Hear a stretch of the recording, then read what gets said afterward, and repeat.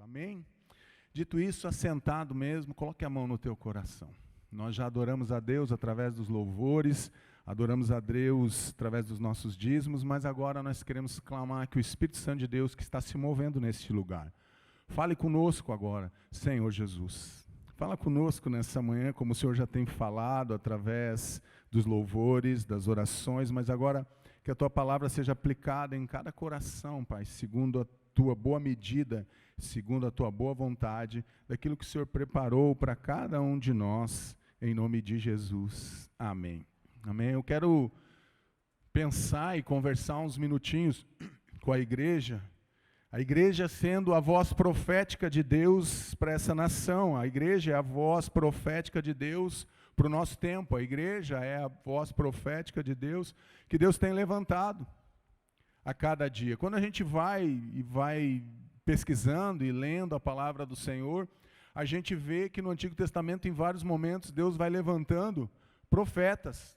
E Deus levanta o profeta para um chamado específico, para levar uma mensagem específica, mas muitas vezes, ou a grande maioria das vezes, os profetas sempre vinham com um confronto com relação a Israel, com relação ao abandono de Deus, com relação ao pecado. E agora, nesse tempo que nós vivemos, depois do advento da primeira vinda de Cristo, agora nós somos essa voz profética. Agora não existe mais um profeta que Deus levanta para falar apenas para uma nação, mas Deus levanta o seu povo, e agora o seu povo passa a ser e ter essa ação profética. E isso é manifestado onde? Dentro da igreja de Jesus Cristo. E nós devemos nos mover, então, como essa voz profética dentro das nações. E eu escolhi um texto para começarmos a conversar, que é um texto que marca muito o nosso coração, é um texto que ali Jesus está se revelando aos seus discípulos, ali ele está se revelando ao apóstolo Pedro, e diz assim, Mateus 16, e vocês? Jesus está fazendo uma pergunta no verso 15, perguntou ele, quem vocês dizem que eu sou? Um pouquinho antes, Jesus está em Cesareia de Filipe, conhecemos ela agora em março, passamos lá em Cesareia de Filipe, conhecemos essa cidade. Então Jesus está ali com os seus discípulos, e ele chega diante daquilo que eles estão vivendo, eles estão numa caminhada, eles têm visto Jesus, caminhado com Jesus, Jesus tem feito vários milagres no meio dos discípulos e no meio da nação, andando em várias cidades ali de Israel, e eles, nessa conversa, Jesus vai começar fazendo essa pergunta, e vocês? Perguntou ele, quem vocês dizem que eu sou? Simão Pedro, sempre o Pedrão, né? Sanguíneo, ele já tem a resposta, ele já está com a espada preparada, ele decepa a orelha, quase aquele errou a cabeça de Malco, acertou só a orelha, difícil, né? Mas ele é bom, né? Acertou só a orelha de Malco, mas que vocês dizem que eu sou? Simão Pedro respondeu, tu és o Cristo, o Filho de Deus vivo. Respondeu Jesus, feliz é você, Simão, filho de Jonas, porque isso não lhe foi revelado por carne ou sangue, mas por meu Pai que está nos céus. Jesus vai extrair de Pedro aqui uma resposta espiritual. Jesus ele vai fazer uma pergunta para Pedro, mas ele está esperando para os seus discípulos, e ele espera uma resposta espiritual de algo que é revelado. É algo que não vem da natureza de Pedro, uma natureza carnal, mas vem de um homem que tem uma revelação espiritual. E a igreja de Deus, essa voz profética para essa nação, ela precisa ter uma revelação que seja espiritual, eu e você. Pedro aqui, ele vai fazer a grande confissão da sua vida. É a maior confissão que Pedro vai fazer. Eu sei que daqui a pouco ele vai pregar e 3.000 pessoas vão se converter, arrependei-vos e cada um sede batizado em nome de Jesus. Eu sei disso, mas a maior confissão que esse homem, que esse apóstolo faz, ele está diante dos reis, ele está diante de Jesus e ele faz a maior confissão da sua vida. E quando nós estamos diante de Deus, nós temos diante de Jesus, nós temos a oportunidade de fazer a maior confissão da nossa vida, reconhecer quem Jesus é, reconhecer o que Jesus está fazendo, reconhecer o que Jesus fez na minha vida, as transformações que Ele já realizou na minha vida. Essa é uma revelação, é uma confissão que cada um de nós tem essa oportunidade de fazermos. Precisamos reconhecer quem Jesus é. Assim como Pedro teve uma revelação espiritual e entendeu e fez essa grande confissão, eu quero te fazer uma pergunta. Você já fez essa grande confissão? Que Jesus Cristo é o Filho do Deus vivo. Precisamos fazer essa confissão. Sabe por quê? Porque o mundo aí fora está fazendo várias confissões que não são verdadeiras e estão enganando muitas pessoas. E eles tentam sufocar a voz da igreja. É isso que nós estamos vivendo nos dias atuais. Um sufocamento cada vez maior de uma voz que vai clamar e vai trazer uma revelação ou uma confissão verdadeira, real de quem é Jesus Cristo. E muitas vezes nós estamos nos omitindo ou estamos nos intimidando diante das afrontas, diante das ameaças, e nós muitas vezes nos paralisamos diante da verdade. E não conseguimos fazer essa confissão diante das pessoas. Já aconteceu com você? Só aconteceu comigo, isso já aconteceu comigo. Tu é crente? Não. Eu só vou na igreja. Às vezes nós nos omitimos diante dessa confissão, porque nós não estamos às vezes preparados, ou porque muitas vezes nós não estamos reconhecendo aquilo que Jesus está fazendo na nossa vida, ou porque nós nos envergonhamos muitas vezes, não de Jesus, mas nos envergonhamos das nossas atitudes, dos nossos comportamentos, que não declaram, que não fazem uma confissão de quem Jesus é, porque um comportamento transformado por Jesus vai mudar. Então eu não vou mais viver gritando, apesar que às vezes eu grito, mas eu não vou mais viver dentro do pecado. Eu vou escolher viver dentro e próximo da santidade, me aproximando de Deus. Então isso é uma revelação espiritual. Mas o texto continua: eu lhe digo que você é Pedro, e sobre esta pedra edificarei a minha igreja, e as portas do Hades não poderão vencê-la. E eu lhe darei as chaves do reino dos céus, e o que você ligar na terra terá sido ligado nos céus, e o que você desligar na terra terá sido desligado nos céus. Então a igreja, ela é fundamentada em quem? A igreja de Jesus Cristo, ela é fundamentada no próprio Jesus Cristo. A nossa igreja, a Igreja Batista do Bom Retiro, a igreja que professa, que é de porte cristão, evangélico, ela precisa estar fundamentada no centro, num único alicerce, e esse alicerce precisa ser Jesus Cristo. Diga, Jesus Cristo. Ele é o alicerce, Ele é o fundamento, pode dizer, da igreja. Ele é o nosso fundamento, Ele é a razão da nossa existência. Ele é a razão de nós nos reunirmos aqui para adorar junto com o pastor e com os pastores e com aqueles que estavam aqui ministrando, uma igreja que adora. Nós somos inspirados e somos impulsionados por causa de Jesus. É Jesus que é o centro, é Ele que é o fundamento. Então nós somos atraídos por Jesus Cristo. E nós somos atraídos para este lugar, onde é um lugar de adoração, onde é um lugar onde é fundamentado a partir da palavra, a partir da verdade, que Jesus Cristo é o Senhor e Salvador da igreja. Essa é a realidade que Mateus está dizendo. E nós estamos firmados na rocha eterna. E beberam da mesma bebida espiritual, pois bebiam da rocha espiritual que os acompanhava. Essa rocha era Cristo. 1 Coríntios, Paulo aqui está falando que Cristo é a rocha onde estamos fundamentados. O que acontece, muitas vezes nós queremos fundamentar, nós queremos relativizar a verdade, queremos relativizar o que está acontecendo. Não, nós estamos sendo perseguidos. Não, pastor, está tudo certo. Não está tudo certo, não. Não está tudo certo. O mundo está como de cabeça para baixo, onde os princípios e os valores que são corretos hoje estão distorcidos. Hoje, onde eu saí com a minha esposa e com os meus filhos, como se eu fosse algo, que fosse um ET, algo diferente que está acontecendo. Não, essa é a realidade, essa é a verdade. É o fundamento da rocha eterna de Jesus Cristo. Então as coisas estão distorcidas e nós devemos ajudar as pessoas que estão vivendo essa distorção a se encontrarem, para que elas tenham um encontro, para que elas possam firmar a sua vida numa rocha eterna que não vai ser abalada pelas tempestades, não vai ser abalada pelos tsunamis, pelas dores, pelos sofrimentos, pelas aflições, pelas derrotas e até mesmo pela morte. Precisamos estar firmados nessa rocha, crendo realmente naquilo que Jesus fez, porque a igreja tem uma voz, eu tenho uma voz, você é a voz de Jesus aqui nessa nação, nós somos a voz, igreja que tem voz. Uma voz clama no deserto: preparem o caminho para o Senhor, façam no deserto um caminho reto para o nosso Deus. Isaías 43. preparem um caminho. A igreja prepara o retorno de Cristo de forma moral e espiritual na sociedade. Precisamos entender isso, que nós estamos aqui para preparar um caminho do retorno, da volta de Jesus, mas de uma forma moral e espiritual. Mas para isso nós precisamos viver de uma forma moralmente correta. Não basta ser honesto, eu preciso parecer honesto nas coisas que eu falo, nas coisas que eu faço. Da forma que eu me relaciono com o mundo, na forma que eu me relaciono com a minha família, na forma que eu me relaciono com as pessoas. Eu preciso preparar, a igreja prepara o retorno de Cristo de uma forma moral e espiritual nessa sociedade, que não discerne a mão direita da mão esquerda. Igreja que não está contaminada com as facilidades desse tempo. Nós não podemos nos contaminar com as facilidades desse tempo aí fora.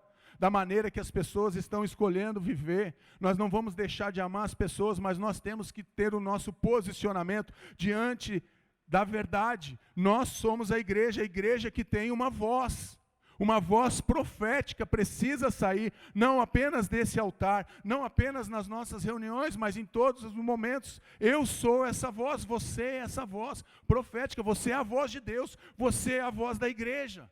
Nós somos essa voz que anunciamos o evangelho da salvação, o evangelho de Cristo Jesus. A igreja é uma voz profética. Uma igreja que tem voz, que anuncia as grandezas de Deus. A voz da igreja. João respondeu com as palavras do profeta Isaías. João se apropria das palavras que nós acabamos de ler. Eu sou a voz do que clama no deserto, faça um caminho reto para o Senhor. O deserto aqui pode ser o mundo, e é o mundo. O mundo perdeu o caminho. Quando? Desde Gênesis, quando Adão e Eva se separaram de Deus, pelo pecado original que entrou no mundo, desde aquele momento o mundo perdeu o caminho. Jesus, ele vem para trazer novamente o caminho, mostrar o caminho e dizer que ele é o caminho. Eu sou a voz, é a identidade. Precisamos escutar a voz de Deus. Precisamos escutar o que Deus está comunicando para esses dias, nos nossos dias. Precisamos estar atentos, o nosso coração precisa estar atento. Pedro, mais do que depressa, disse: Tu és o Cristo, o Filho do Deus vivo. E se eu te perguntasse agora, e se alguém ao sair aqui da igreja, se alguém chegasse para você e falasse agora contra a tua fé, o que você faria? Se alguém te abordasse na rua, o teu vizinho te abordasse hoje à tarde, ou te aborde hoje à tarde, e diga: por que você vai na igreja? E se eu perguntasse quem é Jesus para você? E se alguém na rua te abordar e perguntar: por que você adora a Deus? Por que vocês vão tanto na igreja? Por que a igreja está crescendo tanto? No Brasil, mais de 50% da população se diz cristã, corte cristão. E por que as coisas não melhoram nessa nação? Por que as coisas estão piorando? Por que os índices pioram? Diante da realidade de uma voz que muitas vezes está se calando diante do mundo. Por quê? Porque muitos não podem usar a sua voz. Porque estão contaminados com o mundo. Voz da igreja, nós temos uma voz. Façam um caminho, isso é uma missão. Tirar tudo que atrapalha, nós precisamos. A nossa missão é preparar o caminho da volta de Jesus Cristo. Precisamos tirar todos os entulhos, tirar tudo aquilo que nos atrapalha. Abandonar o pecado, abandonar as mágoas, as tristezas. Às vezes estamos presos dentro desses sentimentos, dentro da igreja. Eu não perdoo o fulano, eu não perdoo o pastor lá da outra igreja e vem para cá cheio de feridas. Meu irmão, perdoe, você pode ficar aqui, deve. Aqui é a igreja mais amorosa e acolhedora de Curitiba. Amém? Aqui o fogo desce. Amém? Então você pode e deve ficar aqui, mas deixe Deus tratar o teu coração. Deixe Deus santificar e purificar o teu coração. Faça um caminho. Nós precisamos preparar o caminho, essa é a nossa missão. Mas para isso nós precisamos tirar tudo que está atrapalhando o agir e o mover de Deus na nossa vida. Tem coisas que eu ainda não removi da minha vida, que são idolatrias, que estão dentro do meu coração. Ai, pastor, está pegando pesado? Não. Existem coisas que estão secretas, ocultas dentro do meu coração, que eu não exponho para ninguém por causa da vergonha, mas eu preciso expor diante de Deus, para que isso não venha atrapalhar. Eu sempre digo para as pessoas, o caminho está aqui, nós temos que seguir nesse caminho, mas eu não posso tirar as tuas pedras, eu posso te dar a direção para você tirar as tuas pedras. O pastor Lobo me chama para conversar, ele diz, Marcos, eu não posso tirar as tuas pedras, mas eu te dou a direção para você tirar as tuas pedras. Quem decide tirar aquilo que atrapalha da minha própria vida sou eu preciso decidir tirar aquilo que tem me travado, aquilo que tem me segurado. Então a igreja tem uma voz que leva, essa voz precisa apontar o caminho da vida. Respondeu Jesus, eu sou o caminho, a verdade e a vida. Ninguém vem ao Pai a não ser por mim. Jesus revela ali o seu propósito e sua missão nesse texto. Jesus está revelando o propósito de vida dele e a missão que ele veio. Jesus é o caminho para o céu. Nossa missão é apontar o caminho para as pessoas em direção ao céu. Porque ele é o caminho, mas nós damos a direção para as pessoas.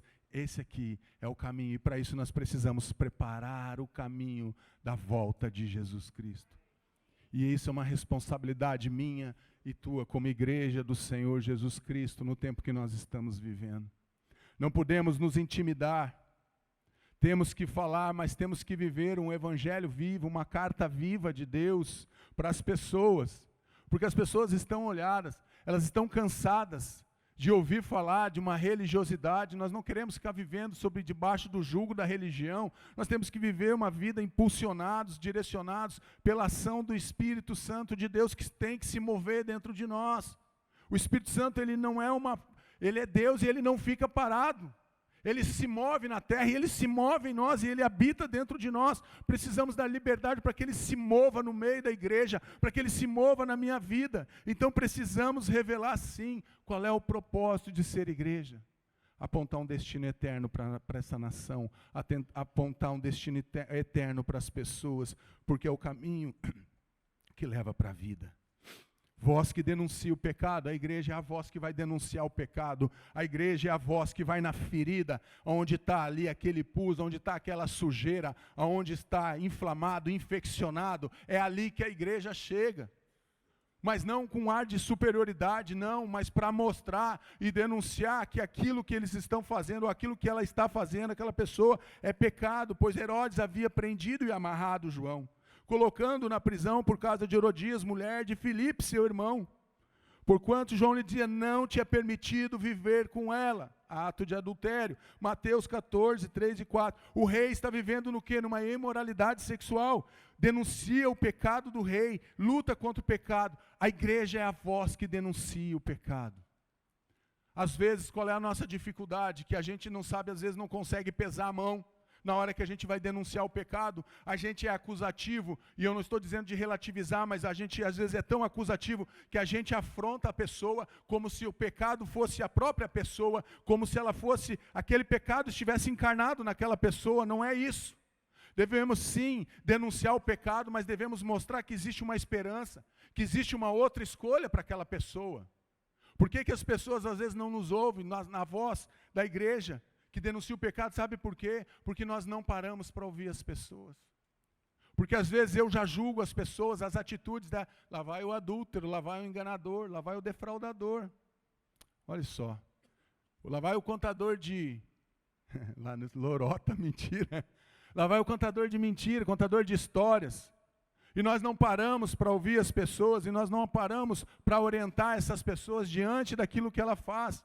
Mas às vezes a voz que sai daqui dos meus lábios é uma voz que denuncia, mas é uma voz que vai machucar o coração das pessoas. Porque às vezes é uma voz que denuncia o pecado, mas essa voz precisa ter amor. Precisamos amar as pessoas, não o pecado das pessoas. E para isso nós precisamos denunciar o pecado, sim, mas não de forma a agredir as pessoas, não de forma a machucar as pessoas. Porque elas já estão presas dentro de um pecado, dentro de um vício, dentro de uma dor, dentro de uma ilusão, dentro de um engano que muitas vezes ela não percebe. Precisamos de ajudar as pessoas. Então, a voz da igreja é uma voz que vai denunciar o pecado. Precisamos denunciar o pecado. Por quê? Porque hoje nós estamos vivendo um tempo em que querem calar a voz profética, querem calar a voz da igreja. Herodes queria matá-lo, mas tinha medo do povo, porque este o considerava profeta. Mateus 14, 5, não deseja o conserto, prefere continuar vivendo dentro do pecado. Herodes queria matá-lo, mas tinha medo do povo. querem calar a voz profética. Hoje a gente tem que cuidar tudo que a gente fala. Hoje a gente está vivendo uma geração que é uma geração do mimimi. Não se pode falar mais nada. Tudo que você fala, ou você é taxado de algumas coisas. Você não pode mais denunciar. Por quê? Porque eles estão querendo nos calar. Querem calar a igreja, querem calar a voz profética de Deus através da igreja. Eu quero te dizer uma coisa. Coloca o cinto de segurança aí. Vai apertar mais. Mas eu quero te dizer uma coisa. Em Atos, e quando a gente vai lendo, toda vez que a igreja era perseguida, foi a época que a igreja mais cresceu. A igreja, quando foi perseguida, foi quando a igreja mais buscou a Deus, mais se voltou para Deus, mais a igreja não se calou. Muitas vezes, a comodidade que nós temos e estamos vivendo ainda, vem calando a nossa voz profética. De que forma, pastor? Podemos esperar mais um pouco. Não tem tanta pressa. Se eu não falar de Jesus hoje, eu posso falar para essa pessoa amanhã. Se eu não falar amanhã, eu tenho quarta-feira que eu vou tomar um café com ela, eu falo. E o tempo vai passando e a voz profética que nós devemos estar liberando sobre essa nação, sobre as pessoas, vão se calando dentro de nós. Herodes queria matá-lo, por quê?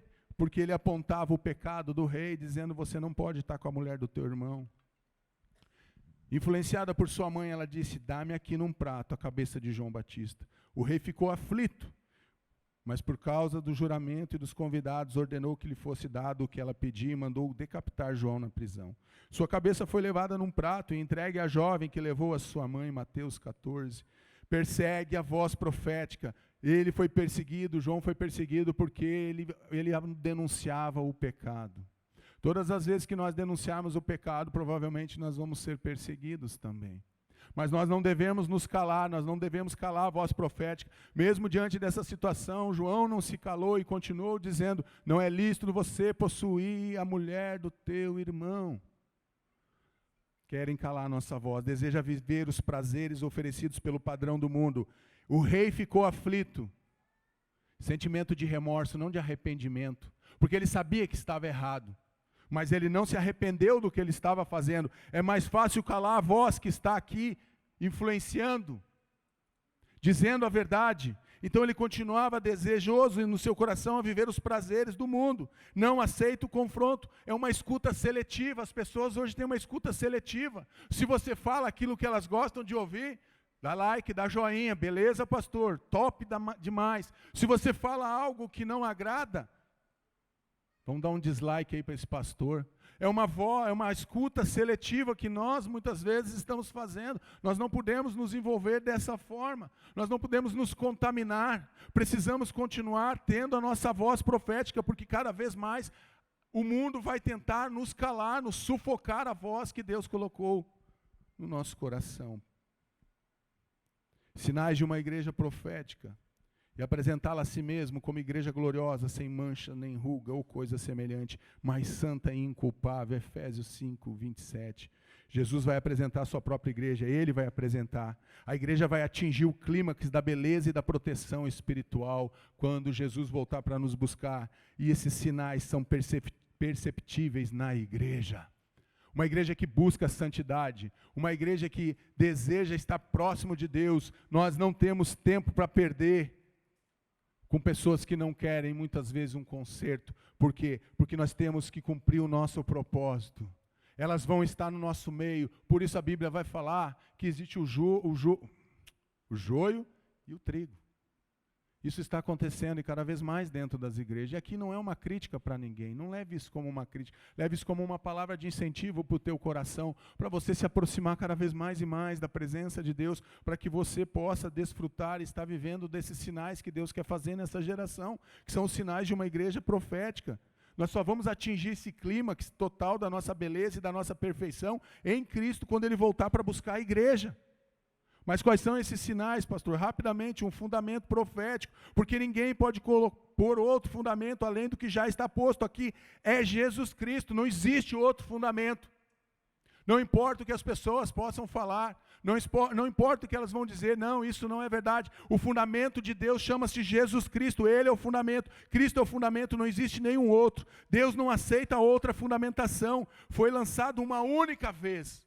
Quando você vai fazer uma obra, você prepara o fundamento uma única vez. Você faz uma boa fundamentação para que você possa erguer as paredes, para que você possa erguer um prédio, para que esse prédio seja sustentado diante de tudo que vai acontecer. É isso, o Evangelho foi fundamentado e é fundamentado em cima da verdade de Jesus Cristo, do sacrifício de Jesus Cristo. Esse é o fundamento, não existe outro fundamento. O fundamento é Jesus Cristo, o Filho do Deus vivo. Esse é o fundamento profético da igreja, do corpo de Cristo, edificado sobre o fundamento dos apóstolos e dos profetas, tendo Jesus Cristo como pedra angular, no qual todo edifício é ajustado e cresce para tornar-se um santuário santo ao Senhor. Efésios 2. Sobre os ensinamentos dos profetas e apóstolos, a base do alicerce está dentro da palavra de Deus. É a palavra de Deus. Aqui que é ministrado aqui nessa igreja é a palavra de Deus. O fundamento profético vem da palavra de Deus. É nela, somente nela. Jesus é a pedra angular, elemento que dá coesão, dá unidade e simetria e sustenta todo o crescimento. Jesus Cristo sendo o fundamento, e todo o crescimento, seja da IBBR ou de qualquer igreja, tem que estar fundamentada nesse fundamento profético em Jesus Cristo, porque é Ele que vai sustentar o crescimento da obra. O edifício precisa ser construído em cima dessa verdade, através do poder da palavra. Amém? Vocês estão tão quietinhos aí que vocês estão me assustando. Eu também estou mais quietinho hoje. Não estou nem andando muito. Fundamento profético. Segundo fundamento. Jesus tem que ser o cabeça, pois nele foram criadas todas as coisas no céu e na terra, as visíveis e as invisíveis, sejam tronos ou soberanias, poderes ou autoridades, todas as coisas foram criadas por ele e para ele. Ele é antes de todas as coisas e nele tudo subsiste. Colossenses 1:16 e 17. Tudo que existe só existe em Cristo. Sabe por que você está aqui nessa manhã? Porque a graça de Jesus se manifestou na tua vida. E você está aqui, é por isso que eu estou aqui. A criatividade da criação estava em Jesus. Deus disse, haja luz e houve luz. Toda a base da criação, da criatividade, daquilo que foi criado, a terra, os seres viventes, os animais, as plantas, os mares, enfim, tudo que foi criado, a criatividade da criação estava em Jesus. Façamos o homem a nossa imagem e semelhança. Jesus é o cabeça da igreja, Jesus é o alvo da criação, é por ele e para ele são todas as coisas. Nós cansamos de cantar isso aqui muitas vezes. Jesus é o cabeça da igreja. Pastor, qual igreja eu posso congregar? A Igreja Batista do Bom Retiro, porque esses fundamentos estão aqui. Mas se um dia você não estiver aqui, por um acaso você tiver que mudar de lugar, fique conosco como telepresencial. Pastor, mas eu preciso agora de uma outra maneira me reunir em algum lugar. Você tem que identificar se a igreja deixa claro quem é o fundamento dela. Se a igreja, independente da placa, deixar clara quem é o fundamento dela, pode ficar lá, independente do nome da igreja. Os gaúchos de Cristo, pode ficar. Se o fundamento for Jesus, senão não fique. É porque eu sou gaúcho, né? Vocês já sabem, né? Jesus é o cabeça, e ele é o cabeça do corpo, que é a igreja. É o princípio e o primogênito entre os mortos, para que em tudo tenha supremacia, pois foi do agrado de Deus que nele habitasse toda a plenitude. Colossenses, o mesmo texto, cabeça do corpo, vai dar direção, comando e controle. Jesus é a fonte da vida espiritual, Cristo é o dono, Ele é o pastor da igreja, Ele é o dono da igreja. Jesus precisa ser o cabeça da igreja, Jesus precisa ser o cabeça na tua casa, Jesus precisa ser o cabeça da tua vida. É Jesus que vai dar a direção, Ele tem que estar no comando e Ele tem que ter o controle da nossa existência. Jesus Cristo, Ele precisa ser o cabeça. Mas Jesus também é o Senhor. Por isso eu lhes afirmo que ninguém que fala pelo Espírito de Deus diz, Jesus seja amaldiçoado. E ninguém pode dizer, Jesus é Senhor, a não ser pelo Espírito Santo de Deus. Revela o senhorio de Cristo na vida dos cristãos. Jesus é Senhor, a não ser pelo Espírito de Deus. A trindade aqui é mencionada nesse texto. Deus, Filho, Deus Pai, Deus Filho e Deus Espírito Santo. Jesus, Ele precisa ser o teu Senhor. E um Senhor que é bom, que não traz um peso nem um jugo de escravidão para você, porque Jesus nos libertou dessa escravidão. Às vezes nós escolhemos voltar para dentro da escravidão. Desejamos muitas vezes, e até não desejamos, mas vamos, de certa forma, para dentro de cadeias e escuridões, de pecados ocultos e escondidos. Então nós vamos para dentro criamos fortalezas, grilhões, algemas que nos prendem, e deixamos Jesus de lado, porque nós temos um Jesus que é Salvador, mas também temos que ter um Jesus que seja Senhor da nossa vida e das nossas escolhas. Aquilo que fazemos precisa refletir que Jesus é meu Senhor. Às vezes a gente perde a paciência com tão pouco. Às vezes o caixa do mercado está demorando e a gente perde a paciência com o caixa. Às vezes a gente perde a paciência com a esposa, com o marido, com o filho. Às vezes a gente perde a paciência, o culto passou 2 minutos e isso começa a me incomodar. Eu quero te fazer uma pergunta. Jesus perderia a paciência dentro de um mercado hoje?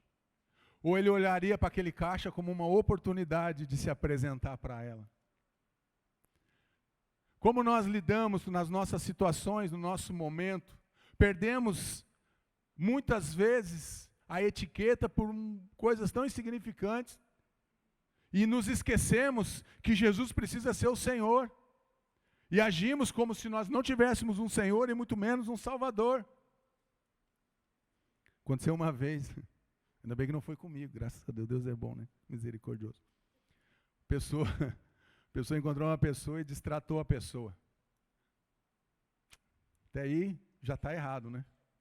Só qual é o problema? Deus é tão bom, que aquela pessoa que destratou a outra era crente, ou se dizia crente. O que aconteceu no domingo? Aquela pessoa que foi destratada foi na igreja. Quem estava na recepção para receber? Aquele que destratou ela. Olha que beleza, que nem diz meu amigo, né? Que beleza. Vocês estão entendendo? Quando a pessoa olha e diz assim, você, não, lembra que eu sou você amanhã? Não, você não é eu amanhã, não, porque eu não posso ser grosseiro com as pessoas. Gente, a gente precisa entender que Jesus é nosso Senhor e Salvador, precisa ser Senhor das nossas atitudes, daquilo que nós fazemos. Nós não podemos fazer concessões com o pecado, precisamos parar de fazer essas concessões. Jesus é o nosso Senhor, Ele é o Senhor da igreja.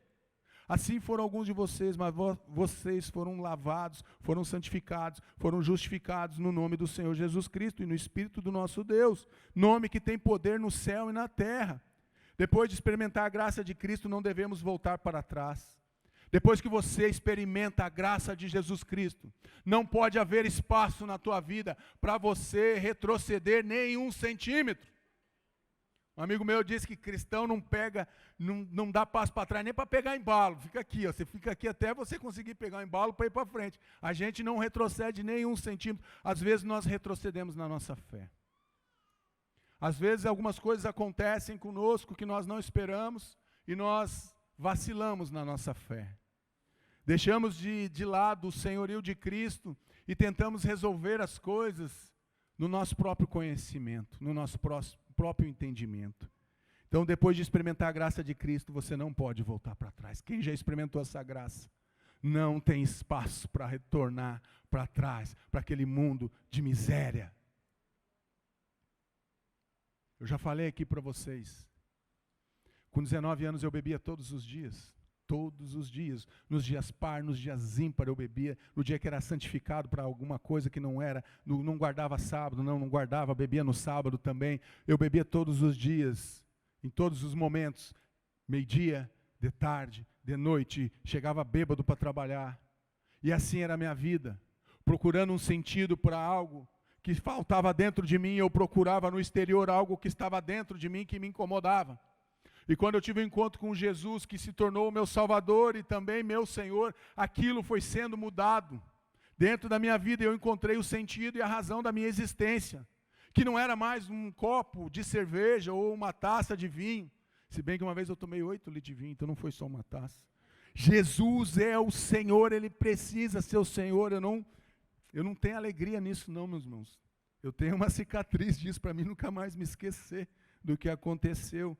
Jesus precisa ser o Senhor da sua vida, mas Ele também é o Salvador. E por meio do próprio Jesus Cristo, que os nossos pecados são perdoados, e não somente os nossos, mas também os pecados do mundo inteiro, 1 João 2,22. A base da salvação é Jesus Cristo. A obra de Cristo é suficiente quanto ao seu valor para salvar todos que creem em seu nome. Jesus é suficiente. Você não precisa de mais nada, não precisa de Jesus mais alguma coisa, não precisa de Jesus mais uma penitência, não precisa de Jesus e mais uma caminhada. O que você precisa é entregar a tua vida aos cuidados de Jesus e dizer: Jesus, eu não dou conta da minha existência, eu não dou conta da minha vida, eu não dou conta dos meus pecados, eu sou atraído e eu quero ser liberto, restaurado, eu quero ter uma transformação. Foi isso que Jesus fez na minha vida. Foi fácil? Não foi. Mas eu quero dizer uma coisa para vocês. Foi a melhor decisão que eu tomei na minha vida. Foi a melhor decisão que eu tomei na minha vida, entre tantas decisões boas que eu já tomei. Foi a melhor decisão da minha vida, foi andar com Jesus Cristo e dizer para Ele: o Senhor, a partir de hoje, é o meu Salvador da minha vida. Muda o que precisa ser mudado, Jesus. Tira as pedras que precisam ser tiradas da minha vida e da minha existência. Pois não há salvação em um nem um outro, pois debaixo do céu não há nenhum outro nome dado aos homens pelo qual devamos ser salvos. Atos 4:12. Recebemos a salvação em Cristo. Sem Cristo, preste atenção, sem Cristo não existe salvação. Sem Cristo não existe salvação. Podem falar, eu respeito, eu escuto, mas sem Cristo, a Bíblia deixa claro, não há salvação em nenhum outro, pois debaixo do céu não há nenhum outro nome dado aos homens pelo qual devamos ser salvos. Para mim, só esse texto aí já responde a qualquer outra indagação. Para mim, só Atos 4:12 já é suficiente para mim entender que a salvação é um presente, é uma dádiva que foi dada por Deus para o ser humano. Então, Jesus precisa ser o Salvador. Já estou quase terminando. Mas o quinto, são seis características, 6 fundamentos. O quinto: o poder de Deus é manifestado na igreja. A igreja que tem Jesus como Senhor, Salvador, fundamento profético e cabeça, eu quero dizer que é uma igreja que vai manifestar o poder de Deus dentro da igreja. E eu farei o que vocês pedirem em meu nome, para que o Pai seja glorificado. João 14, então Jesus aproximou-se deles e disse: foi-me dada toda a autoridade no céu e na terra. Mateus 28, poder para utilizar o nome de Jesus. Nós temos essa autorização que foi dada pelo próprio Jesus. Ele pega a autoridade que ele tinha e ele reparte comigo e com você, e ele reparte com toda a igreja, e ele diz: olha, me dado no céu e na terra todo o poder e autoridade, e de fazer discípulos, batizando em nome do Pai, do Filho, do Espírito Santo. E esses sinais acompanharão a todos que creem. Em meu nome expulsarão demônios. Em meu nome impõerão as mãos sobre os enfermos e os curarão. Em meu nome, em nome de quem? De Jesus Cristo. O poder de Deus é manifestado na igreja através do poder que há no nome de Jesus. Mas precisamos pedir em conformidade com a vontade de Deus, dentro daquilo que é o princípio estabelecido por Deus. Às vezes estamos com a nossa vida toda torta. E grandes homens de Deus caem com uma vida que nos holofotes parece que está tudo certo, mas nos bastidores viviam vidas totalmente distorcidas. E sabe qual é o engano? É que as coisas continuavam acontecendo quando eles ministravam. Pessoas eram curadas, pessoas eram libertas. E aí depois ele olhava para a vida dele e dizia: está vendo? Eu estou com a minha vida toda torta aqui nos bastidores, mas está funcionando. As pessoas estão levantando, estão andando, os cegos estão enxergando. As pessoas estão sendo libertas e curadas. E isso vai gerando orgulho dentro do coração daquele homem, em vez de se consertar. Ele continua vivendo dentro do pecado oculto na alma dele. Então nós temos esse poder para utilizar o nome de Jesus, essa liberação. Disse Pedro: não tenho prata, nem ouro, mas o que eu tenho, isto lhe dou, em nome de Jesus Cristo, o Nazareno, ande.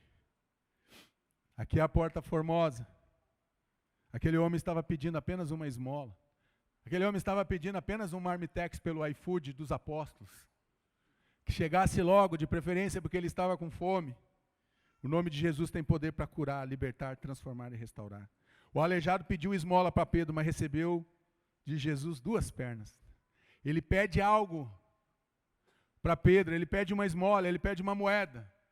Mas Pedro, com ousadia, com amor, com paixão, e cheio do Espírito Santo, e cheio do poder de Deus, o poder de Deus é manifestado na igreja, disse: eu não tenho o que que você está me pedindo. Eu não tenho o prata, eu não tenho o ouro, mas o que eu tenho, te dou de graça. Em nome de Jesus Cristo, o Nazareno, ande. E o texto continua, e aquele homem se coloca de pé, e começa a saltitar, e começa a correr. E as pernas dele agora são fortalecidas, aquilo que não tinha força, que só tinha carne, mas agora tem músculo, tem força.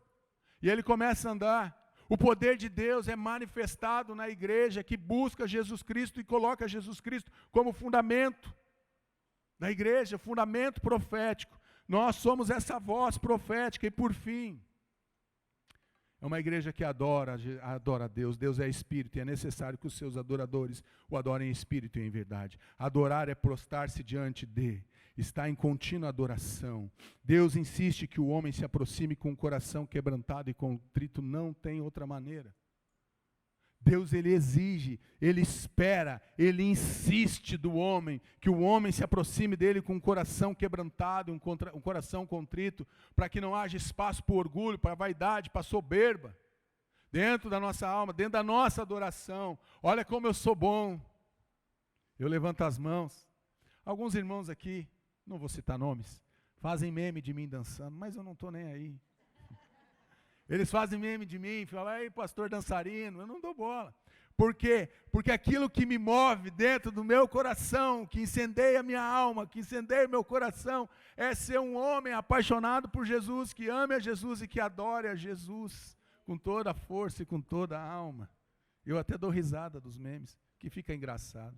Uma igreja que adora, atribuam ao Senhor a glória que o seu nome merece, adorem ao Senhor no esplendor do seu santuário. Atribuir é conceder, adorar, reconhecer os atributos de Deus. Somos inspirados a louvar a Deus em todos os momentos. Deus é a razão da adoração da igreja. A adoração da igreja precisa ser centrada em Jesus Cristo. A adoração da igreja precisa ser centrada em Jesus Cristo. Igreja profética, eu quero convidar todos vocês, fiquem de pé. Eu quero orar por vocês. A igreja profética, a igreja que tem uma voz profética para essa nação, precisa liberar essa voz profética que está dentro de você. Não cale mais a voz profética que Deus colocou, meu irmão, na tua vida. Clama a Deus, essa voz, essa igreja profética é uma igreja que tem voz, é uma igreja que clama a Deus, é uma igreja que ensina o caminho da vida, é uma igreja que denuncia o pecado, que não se cala diante das injustiças. Nós não podemos nos calar diante das injustiças que nós estamos vivendo, e percebendo, e observando. Mas essa igreja profética, ela tem o seu fundamento, e Cristo é o fundamento da igreja profética. Ele é o cabeça, Ele é o Senhor. Cristo derrama o seu poder, Ele é o único e suficiente Salvador.